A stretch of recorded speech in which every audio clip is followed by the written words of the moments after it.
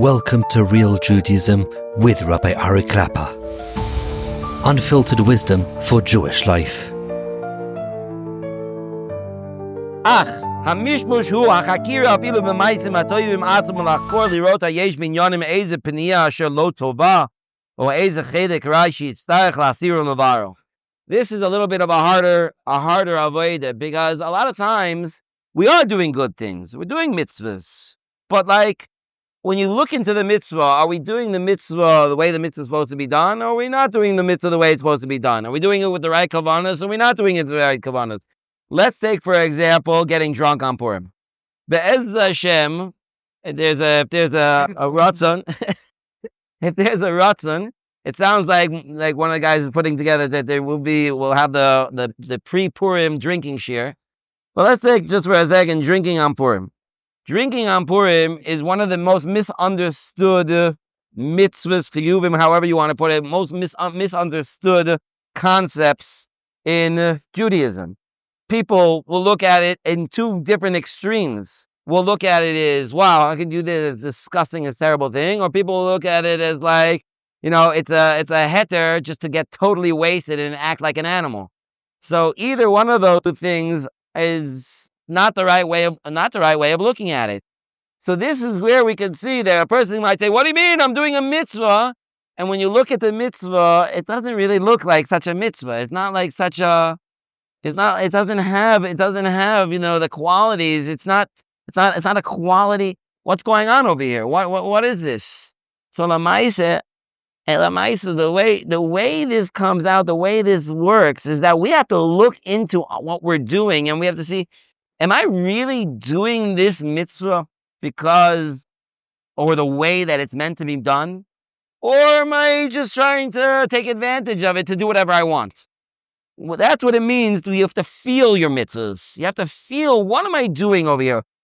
Unfortunately, a lot of people look at Judaism as just a big it's a weight that I have to carry. It's hard. It would be better if I were a goy. That's what people feel. Even if they don't actually say the words out, they're like, oh, it's hard to be a Jew, and I have to do this, and I have to do that. Okay, there's some fun things here and there, but even the fun things, you don't really let me have fun doing. And it's so sad that people look at it like that, because if you really were doing things the right way, it would be such an enjoyable experience. God doesn't want you to suffer. God wants you to be happy. And He's giving you guidelines and a blueprint to tell you how to be happy, how to have a great life, how to have a meaningful, enjoyable, real good life in this world and the next world. But because we're pulled in so many different directions for our carnal pleasures, our physical pleasures, and you're not letting me do what I want. You're not letting me doing this. You see, I teach chasanim, and I'm usually very careful. I'm usually very careful. Most of the chasanim they teach, I know, so I have a relationship beforehand, so I know how to speak to them. But sometimes I'll get somebody who I don't know. I don't know them so well, and I have to be very careful how you talk to somebody. Not so long ago, I was learning with a chassan, and he had this massive chip on his shoulder. And we call it like a boulder, right? And he had this whole thing that, the rabbis are out to get me, and this and that and the other thing. And slowly we went through the halachas a little bit at a time, that he never got to the point where you see here, until we got to much further in, almost at the end, I said something and he jumped on me and he said, you see? The rabbis are out to get me, they have to make my life miserable, they have to do this, and they have to do that, and they don't let me do whatever I want, and this, a whole thing.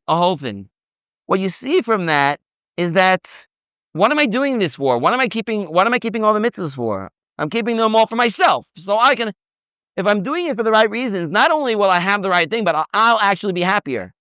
And in that situation, I happened to stop, and I said, listen to me, I told you a halacha now. Let me explain to you what's behind the halacha. Let me explain to you why the halacha is not out there to stop you from being happy.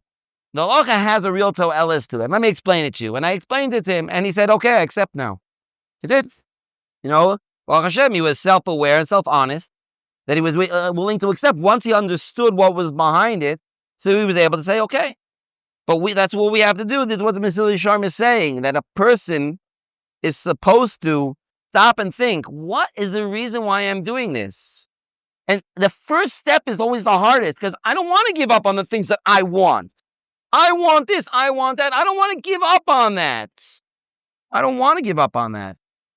And the Maisa, you know what? At the end of the day, if a person is willing to take that extra step, you'll see that life will be better. Things will be improved. Things will be so much better. But you have to be willing to give up that little bit of me, and you give it up, actually your life will turn around. It'll actually be much, much better. Okay, stop over here.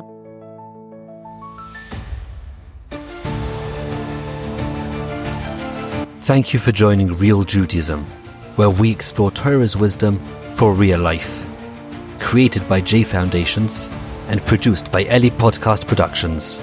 Find more episodes at realjudaism.org and subscribe wherever you listen to podcasts.